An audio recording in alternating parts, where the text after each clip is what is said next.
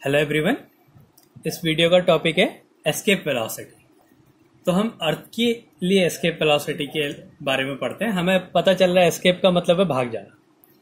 तो escape velocity एक ऐसी मिनिमम वेलोसिटी होती है जिससे हम किसी बॉडी को अगर ऊपर को फेंकें तो वो अर्थ के ग्रेविटेशनल फील्ड के बाहर चली जाती है और वापस नहीं आती है। तो उस मिनिमम स्पीड को बोलते हैं escape velocity. The escape velocity is the minimum speed. Escape velocity is the minimum speed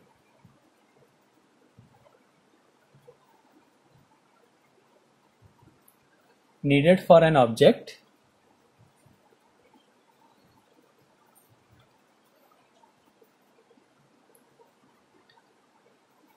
to escape from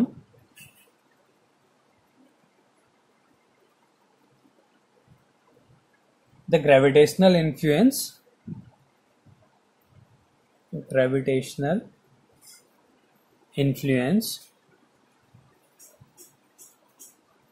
of a massive body। इसको हम अर्थ भी बोल सकते हैं।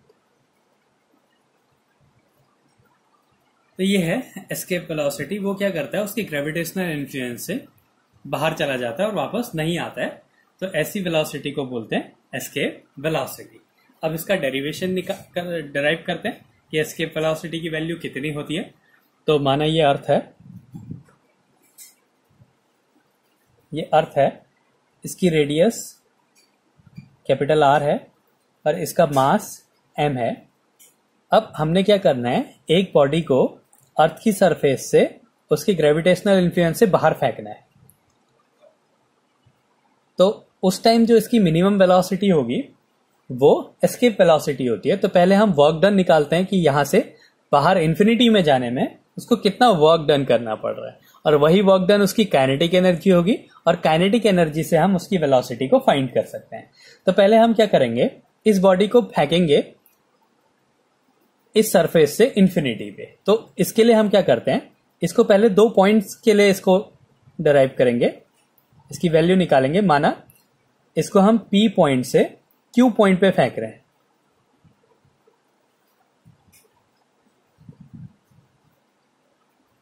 Q पॉइंट पे फेंक रहे हैं और P से Q तक जाने में इसने जो डिस्टेंस ट्रेवल करी बहुत छोटी सी डिस्टेंस है dr।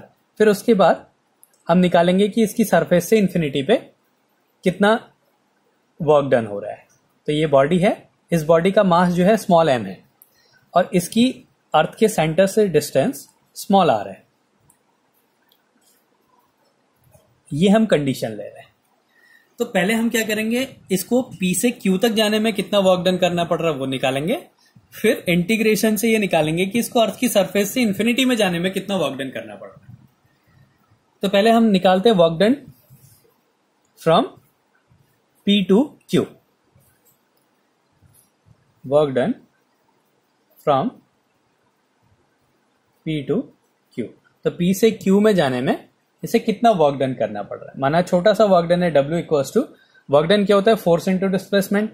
अब यहाँ पे इस पे एक फोर्स लगेगा क्योंकि 2 बॉडी है, उनके बीच की कुछ डिस्टेंस है। तो फोर्स इंटू P से Q तक जाने में कितना डिस्प्लेसमेंट है उसका, dr। अब अगर कोई बॉडी इस डिस्टेंस पे है, ये dr बहुत छोटी डिस्टेंस है इसलिए इसको नेग्लेक्ट कर देते हैं। तो P पॉइंट पे इस बॉडी पे लगने वाला फोर्स क्या होगा, F इक्वल्स टू G, एक हो गया कैपिटल M, इस बॉडी का मास है स्मॉल m अपॉन इनके बीच का डिस्टेंस है स्मॉल r स्क्वायर।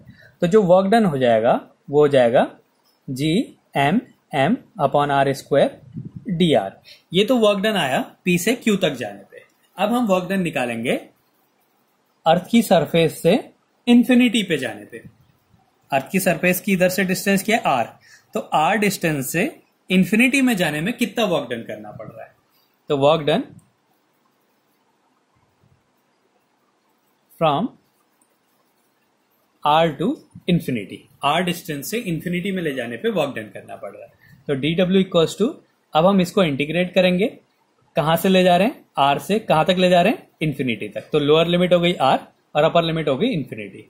किसका करना है? वर्क का करना है। तो G M M upon R square D R. अब इसमें क्या है, ये ग्रेविटेशनल कांस्टेंट है, ये सभी जगह कांस्टेंट रहता है। हम एक ही बॉडी ले रहे हैं, ये अर्थ है, उसका मास फिक्स है, ये बॉडी का भी मास चेंज नहीं हो रहा है ऊपर जाने में, तो ये भी कांस्टेंट है। अब चेंज क्या हो रहा है? ये डिस्टेंस, ये आर जितना ऊपर जाएंगे उतना चेंज होता रहता है, तो ये वेरिएबल है, तो ये अंदर रहेगा, बाकी सारे हम इंटीग्रेशन के बाहर निकाल सकते हैं।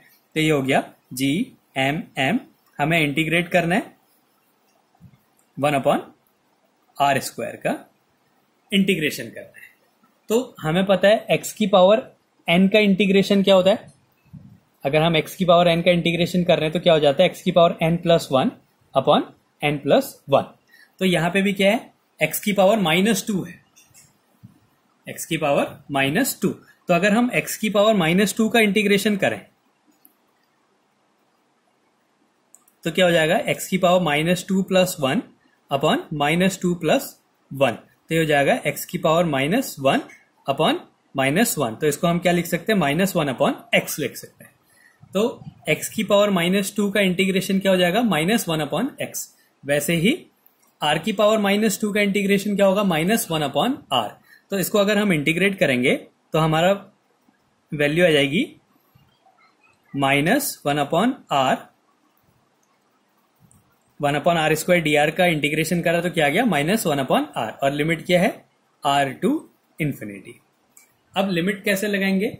एक बार r की जगह अपर लिमिट रखेंगे, फिर माइनस करेंगे, r की जगह लोअर लिमिट रख देंगे।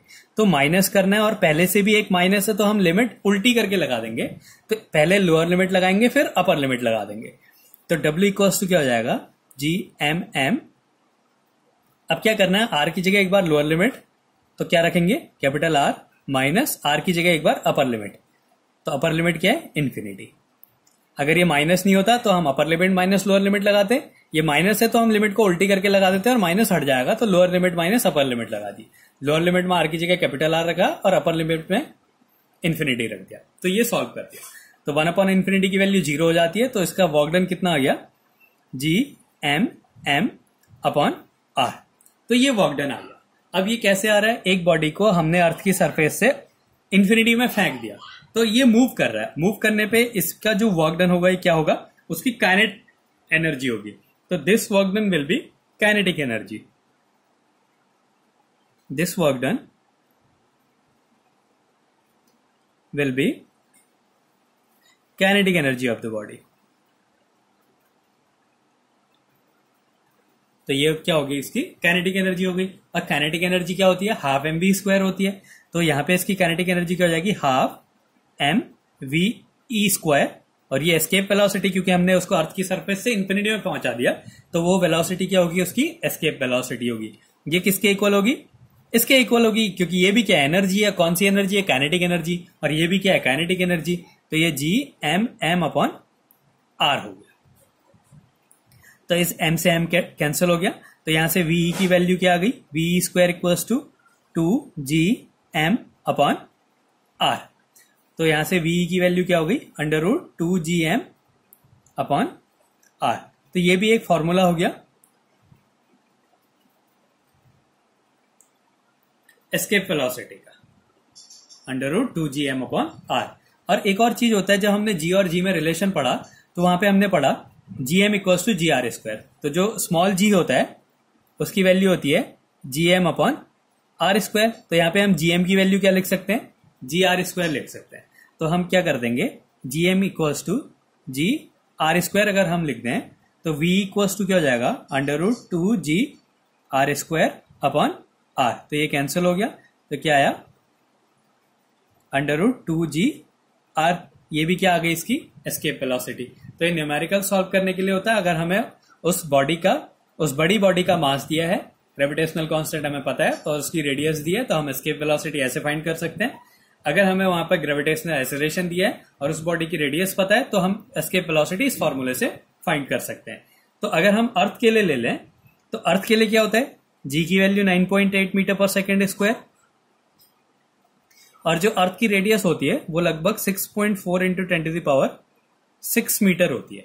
तो अगर हम यहाँ पे वैल्यू पुट कर दें तो वीई की वैल्यू क्या हो जाएगी? Escape velocity √2 into 9.8 into 6.4 into 10⁶।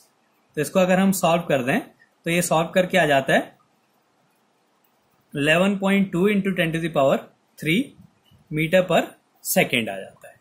तो ये एस्केप वेलोसिटी हो गई। अगर हम 10⁻³ को हटा दें और मीटर को किलोमीटर में लिखते हैं तो ये हो जाएगा 11.2 किलोमीटर पर सेकेंड। मतलब अगर हम अर्थ की सरफेस से एक ऑब्जेक्ट को 11.2 किलोमीटर पर सेकेंड की स्पीड से ऊपर को फेंकें तो वो अर्थ के ग्रेविटेशनल फील्ड से बाहर चला जाएगा। और ये अर्थ की एस्केप वेलोसिटी है, ये मिनिमम वेलोसिटी है जिससे किसी ऑब्जेक्ट को ऊपर फेंके तो वो अर्थ की ग्रेविटेशनल फील्ड के बाहर चला जाता है। और ये एक और चीज है कि इन दोनों फॉर्मूले में उस बॉडी का मास नहीं आ रहा है जिस बॉडी को हम ऊपर फेंक रहे हैं। इसका मतलब जो ग्रेविटेशनल एस्केप वेलोसिटी है ये भी उस बॉडी के मास पे डिपेंड नहीं करता है। इसका मतलब अगर हम एक हाथी को फेंकें या एक चींटी को फेंकें 11.2 किलोमीटर पर सेकेंड की स्पीड से तो वो अर्थ के ग्रेविटेशनल फील्ड से बाहर चला जाएगा सेम स्पीड से। दोनों में अलग अलग हमने स्पीड नहीं देनी होगी। सेम स्पीड से अगर हम ऊपर फेंकें तो क्या होता है, वो अर्थ के ग्रेविटेशनल फील्ड से बाहर चला जाता है, क्योंकि जो एस्केप वेलोसिटी है वो बॉडी के मास पर डिपेंड नहीं करती।